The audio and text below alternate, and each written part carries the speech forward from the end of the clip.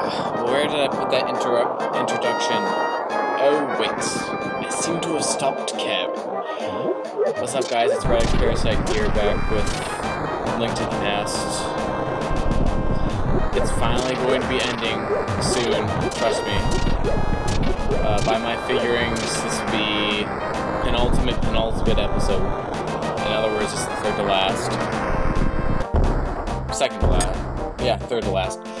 So I can confuse myself. But yeah, this is episode 34. Essentially, I think I made it about 36 when I counted it out. So, by the way, if you're wondering what I'm doing right now, I'm cutting to something that I forgot to do the last time I was here. The last time I was here, I got the silver arrows, and now I'm going to get a better tunic. Wait a minute. Link's still wearing his tunic. How does this make sense? Look, she just gave me my tunic back. Whatever. If you throw your temperate sword in here, the very heavy-set fairy will give you the golden sword. The sword is stronger, you can feel its power. So, basically it's an upgrade, so your sword will do more damage, and I think it looks cool. It's probably the coolest sword, in my opinion, out of all of them. So, now using the power of save states, I'm going to just teleport right back to where I was. I love emulators. But, yeah, there's really nothing else for me to do at this point. I mean, we've gotten 17 heart containers, which I think is probably more than I really could have hoped for in this LP. Not complaining about the fact that I have 17, but seriously, for being a whole blind run and all, I think I did pretty well as far as getting health, but it never seems to help me when I actually need it, because I always end up running out of health and dying a lot. So my fortunes don't really improve that much, even when I get more hearts. Or new tunics. This game just hates me. It's a fact of life. Welcome to Ganon's Tower. Dun dun dun. So yeah, this place was kind of a jerk. Not gonna lie. When I edited these last 3 parts, when I did not have them edited, took up a total of 1 hour and 37 minutes. Yeah, you don't want to see all of that, so yes, I've been doing some editing. I hope you don't mind. But really, part of the problem is that you'll see them on the second floor right now, and the majority of the problem was the first floor right here, which I'm about to start doing. And it just took me so much time because basically the way this dungeon is oriented is that there's this one really big lower floor with raining bombs, and then the rest of the tower, once you get up to like the higher floors, it's pretty straightforward. And so once I get past this first floor, it's not that bad, but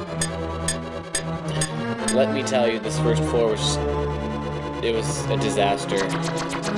I don't feel like talking about it, although I'm forced to, because I'm looking at it and listening to it.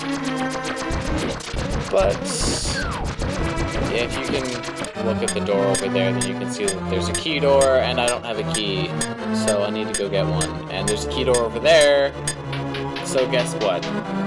Left was the right direction after all. That is incredibly confusing. But left is a good direction. See? I told you. Ha, ha, ha. Hey, look, a key.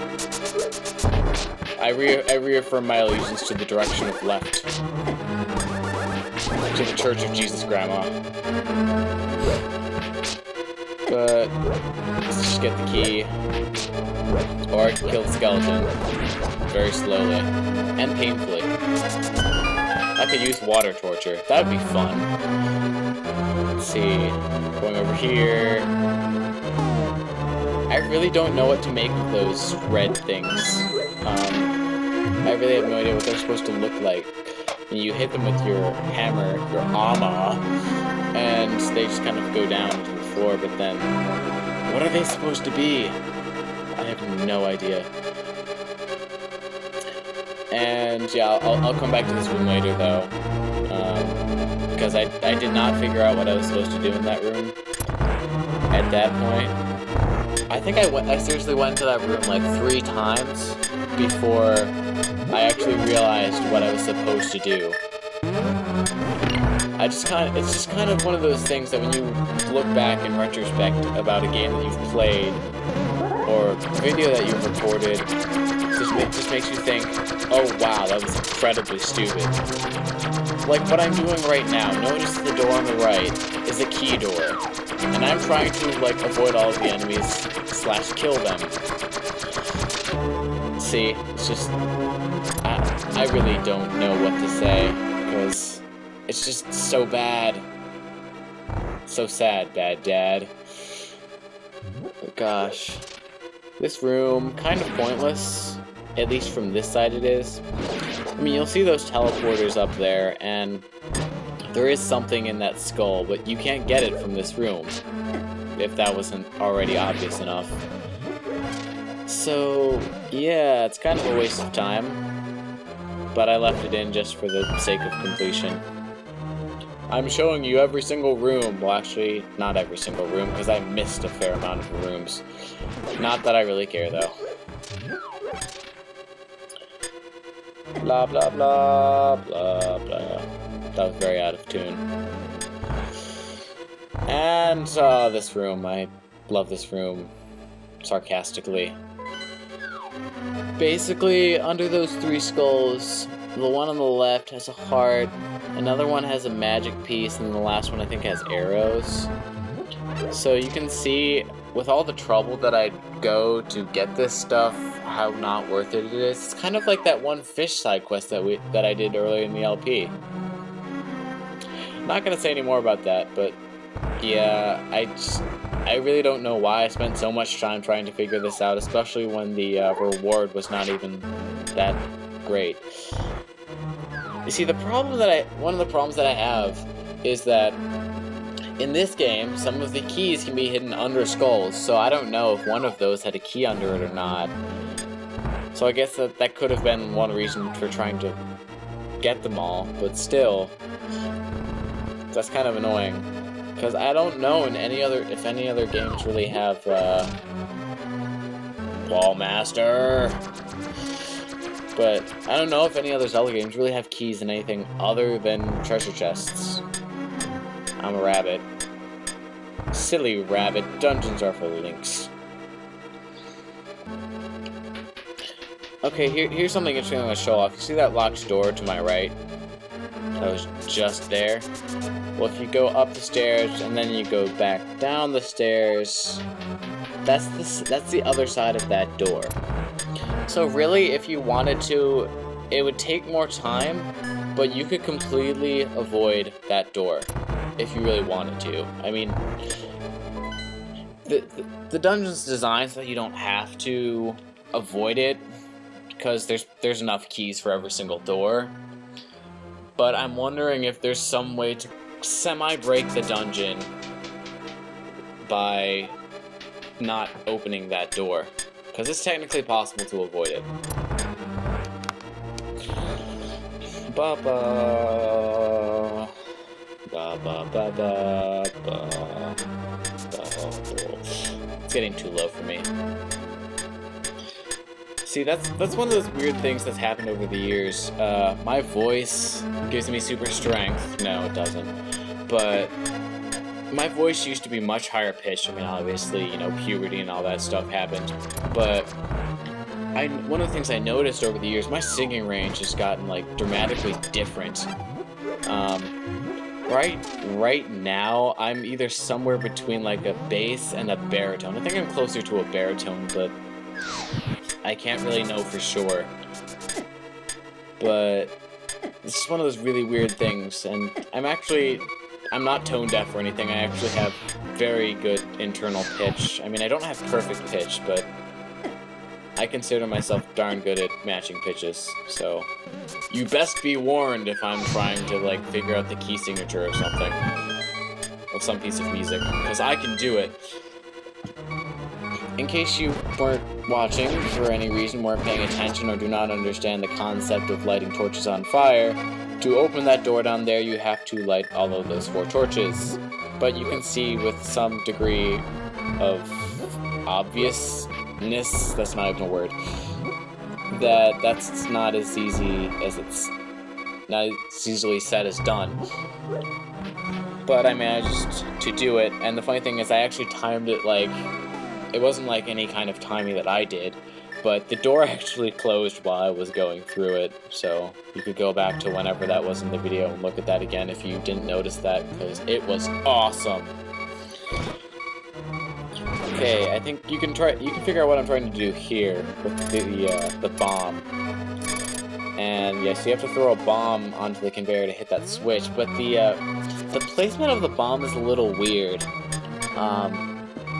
You have to like throw it from as close as you can to the top, but you can't throw it too far or else it won't land on the conveyor belt. So you have to be almost like where the blue switches are. You have to be standing right around there, and you'll be able to hit the switch. And of course, being an idiot, I don't think to get on the other side of the blue ones before I throw the bomb.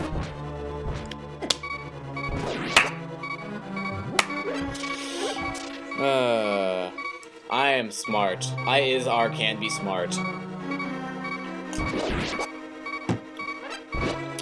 I swear, this was a really big disappointment for me when I started opening all these treasure chests. I was like, hey, maybe there's gonna be something useful in here. I am disappointed. What? What? It's a green rupee. I'm sorry, I'm not very good at impersonating NCS's Green Rupee from his Wind Waker LP, but that's kind of what that was supposed to be. You can pinpoint the lair of the dungeon's boss. That's really incredibly useful, considering this architecture is a tower. I can only assume that Ganon would be, I don't know, maybe at the top? It's like the game designers never thought that you'd figure this out. Okay, this is kind of a dick move right here, is that they give you no other option other than to fall off. Or maybe I don't really know. Maybe there could be a way to do it if you don't activate that switch or something, but I really don't care to find out. Because my method works, so help me God. And so I will get a key, and I will use it. Hooray for planning.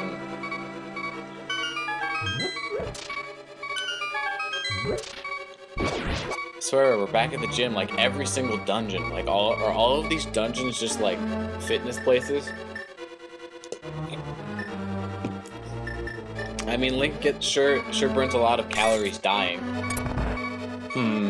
I wonder how many calories does dying take? I mean, I guess it depends on your method of death. I mean, because you can just die in your sleep, that won't use many calories at all. But if you like got stabbed in the chest and you like kept on fighting for like 5 minutes before you died, thank you Hollywood, then you could burn a lot of calories dying. So I guess it all depends on the way you die. So I guess since Link dies kind of instantaneously, that he would not burn many calories, so we'll just stick to the treadmills.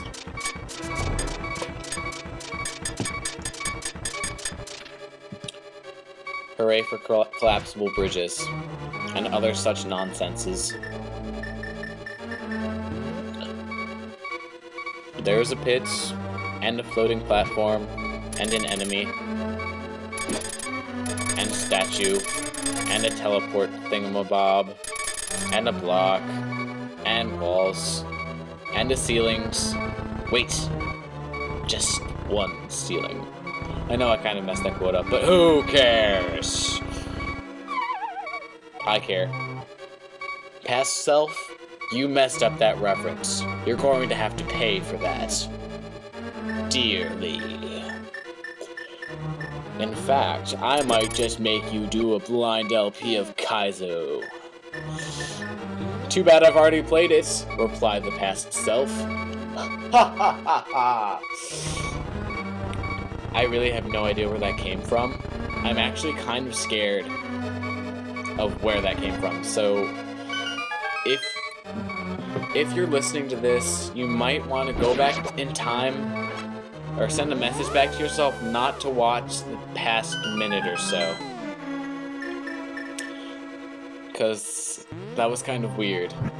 Even I will admit that I have no idea what just happened there. But yeah, okay, well, the game introduces the concept of invisible bridges. So basically, you light one of those torches on fire and you can see those blocks will appear. Now, you can still walk on those blocks even when the torches aren't lit, but of course you can't see them otherwise, so it's not recommended. Very not recommended. Just like getting hurt is very not recommended.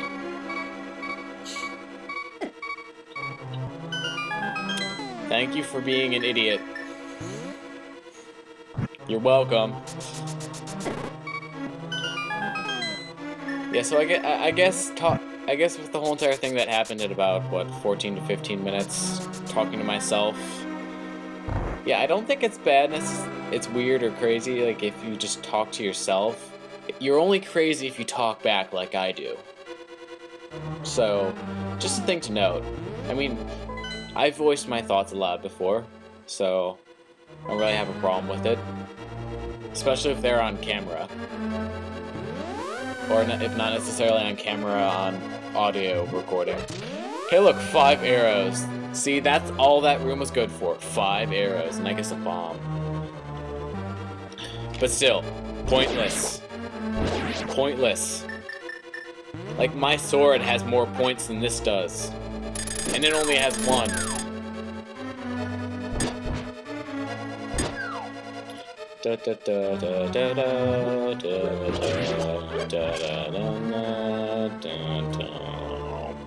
See, it's getting too low. That whole thing with my voice again. Hey look, a treasure chest! Eh? It's locked? If only you had the big key, eh? You know, maybe you need to find the big key, oot naboot. Sorry, Canadians. I apologize. I love Canada, actually. So look, this is the 3rd time I've been to this room now. And I will solve the mysterious puzzle of the mysterious mysteriousness. But yeah, I love Canadians. I love Canada. I've been there a couple of times. See, all you had to do was push that. Stupid me. But I guess that's gonna wrap things up for this episode. I'll see you guys next time. Thank you for watching.